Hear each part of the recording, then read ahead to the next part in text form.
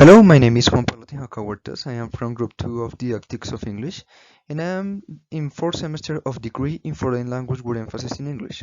Today, I'm going to talk about the different topics, theories, methodologies, syllables, and skills that we learned during the semester in the subject of Didactics of English. So, just enjoy the video.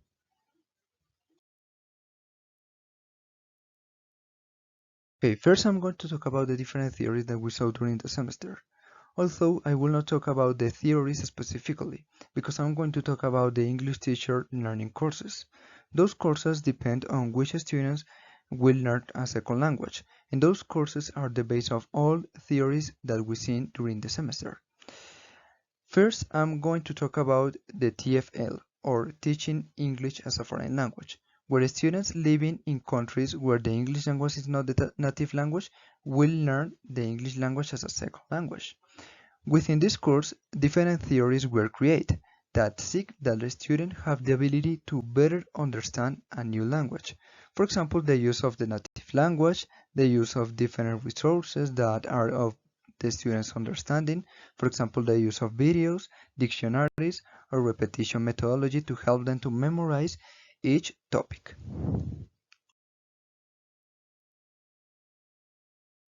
The TESL Teaching English as a Second Language is a course which prepares the educators or teachers to teach English to non-English speakers. And besides, this course helps the teachers to plan how to teach English to speakers of foreign language living in a native English speaking country. For example, a teacher who is teaching English to Colombian people who is living in USA, in Canada, or in Australia, or in United Kingdom.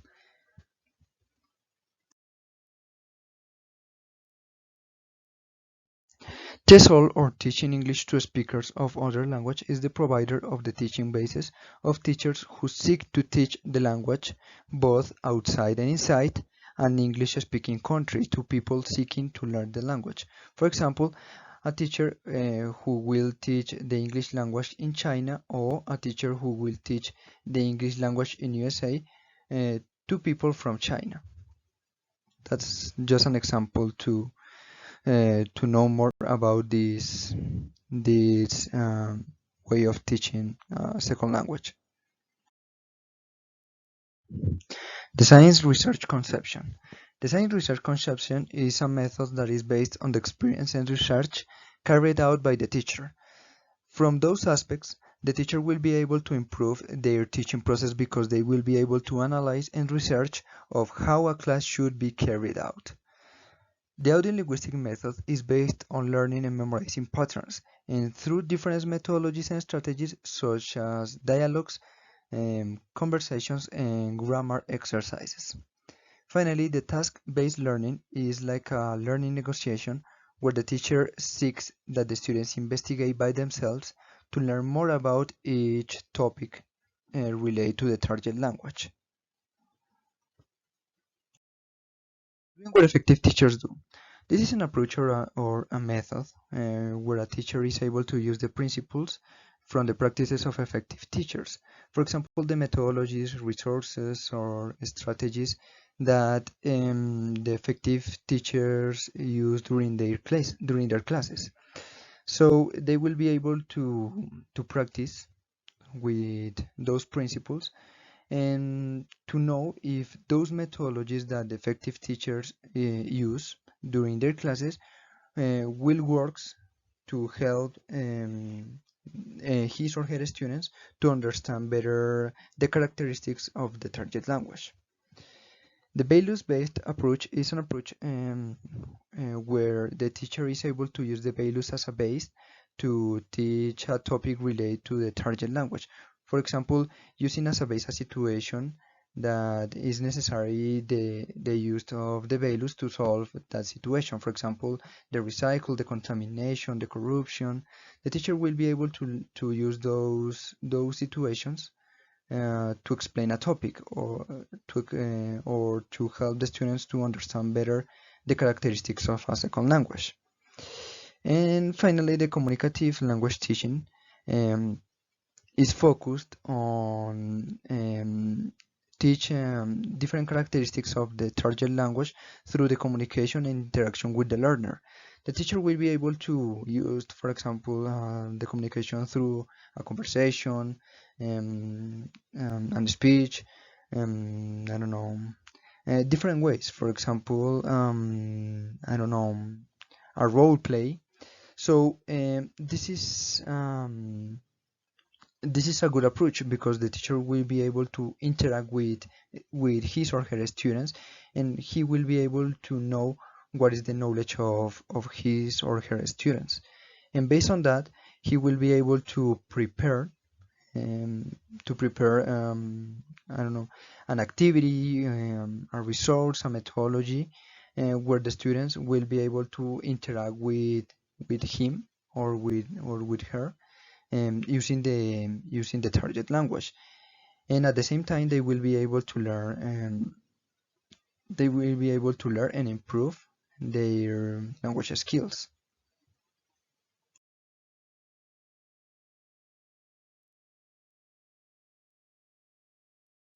Okay, we can define the term syllabus as our guide to a course and what will be expected of us in a course.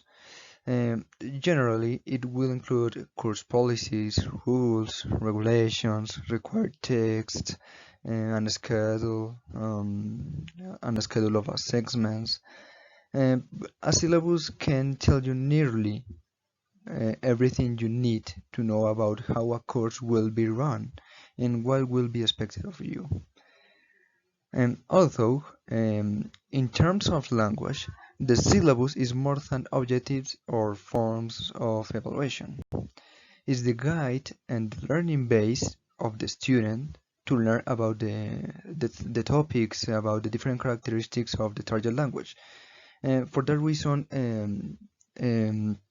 there are 6 types of syllabus because those syllabus try to explain a different characteristic of the target language. For that reason, exists the grammatical syllabus, the situational syllabus, the national syllabus, the task-based syllabus, the skill-based syllabus, and content-based syllabus. Because the teacher will be able to base on those syllabus to explain a topic, to explain grammar, to explain vocabulary, and guide the students at the same time. For that reason, it's so important in learning process. And those syllables that I named, I will be explained those syllables. I will explain one by one, explaining their characteristics, their objectives, and all about those syllables. Okay, a grammatical syllabus is based on the structures of a language. It can be compared to other types of syllabus based around, for example, tasks, vocabulary, functions, or the different topics that the teacher wants to teach. The learners learn grammatical structures in a sequence that reflects their complexity. Mm, because this kind of syllabus tries to, I don't know, this kind of syllabus tries to help the students to understand better about the grammar of the target language, using different reference, using, for example, the reference of a conversation, using questions, using negative form, affirmative form, using different structures relate to the grammar of the target language. I think that it's an important syllabus that must be used in the student's language learning process. That's my opinion. And the situational syllabus is a syllabus whose contents are a collection of real or imaginary situation in which language is used. In the syllabus, the teacher is able to use different references um, like friends in a park, in a zoo, like a conversation with a teacher, with your parents, with your friends, with different persons in different situations. Um, and the teacher use those situations to explain the topic that he or she wants to teach, or maybe to improve the students' skills, the students' language skills. This is a useful syllabus into the language learning process.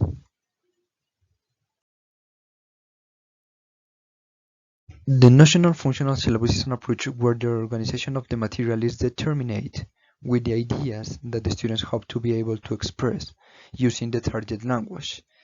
This syllabus is organized in function to help the students to achieve their language learning goals, because this is organized with teaching materials um, to help them to express different ideas that they are hoping to learn in the future, that they are hoping to express in the future. For example, um, I don't know, a different topic, a different um, an expression, a conversation, a sentence, and a structure, a vocabulary. So this syllabus is organized in function of help them to express something related to the target language. The task-based syllabus is based on task-based learning. It's an approach where the learners have to carry out different tasks organized by the teacher to help them to understand better the target language. For example, solving a situation, planning an activity, I don't know, solving a problem, talking about a situation, a real situation, or there are many ideas to help them to understand better the target language using task as a reference. This is structured around a series of different tasks.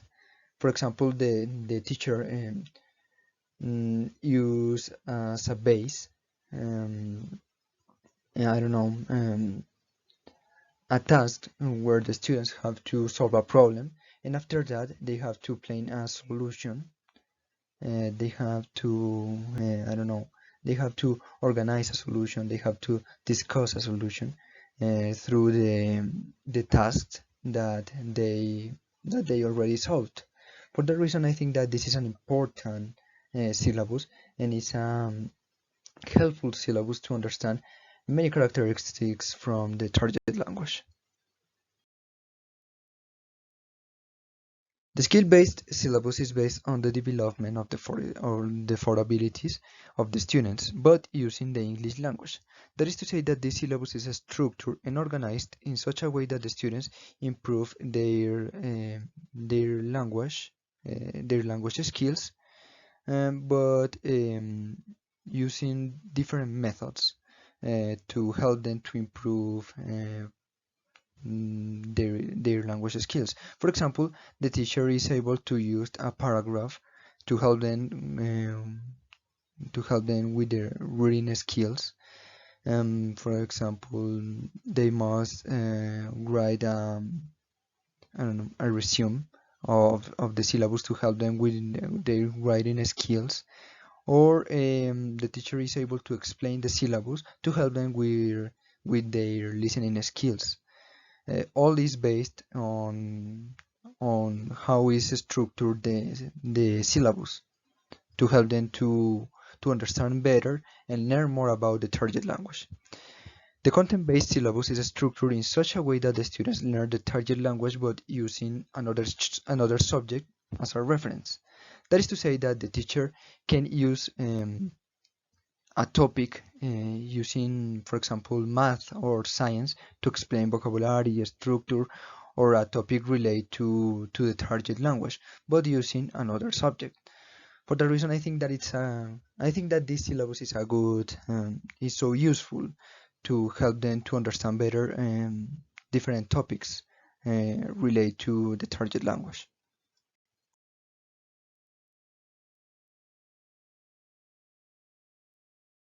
We know that the language is an important instrument to communicate with different persons. For example, our relatives and our friends or persons from our neighborhood is the main tool to communicate with different persons.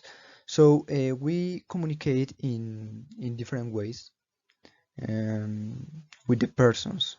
For example, using writing, speaking, listening, or reading.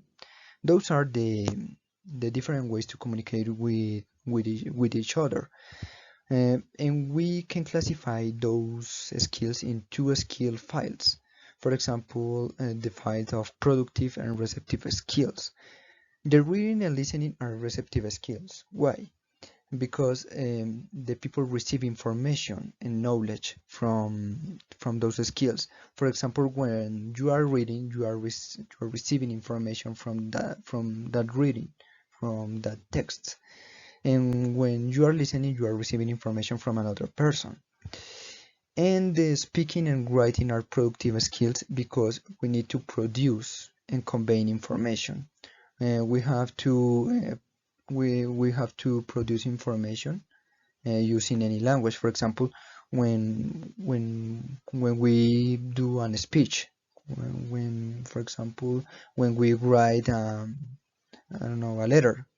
So for that reason, we classify in those files. We will explain how each skill in the following slides, and why those are classified in those files, in the productive and receptive skills.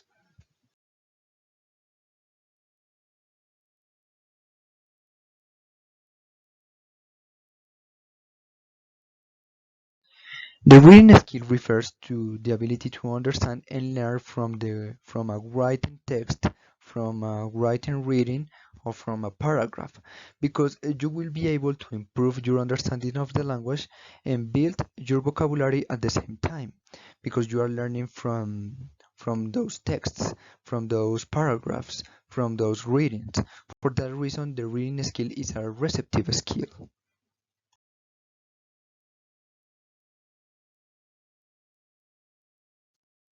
The listening skill is the ability to receive, interpret, and learn from an information that we receive in our communication process. We know that this skill will help us to improve our understanding of the target language and our pronunciation. Because, for example, in a situation when we are listening a song in English or when we are watching when we are watching TV in a different language, or when we are in a conversation with a person who speaks a different language, and we are the receivers, we are receiving an information and we are learning from that information. And when it's about a different language, we are trying to understand that language. We are trying to learn about the pronunciation, about the structure, about the grammar, different aspects from a different language. For that reason, the listening skill is a receptive skill because we are learning, we are receiving information.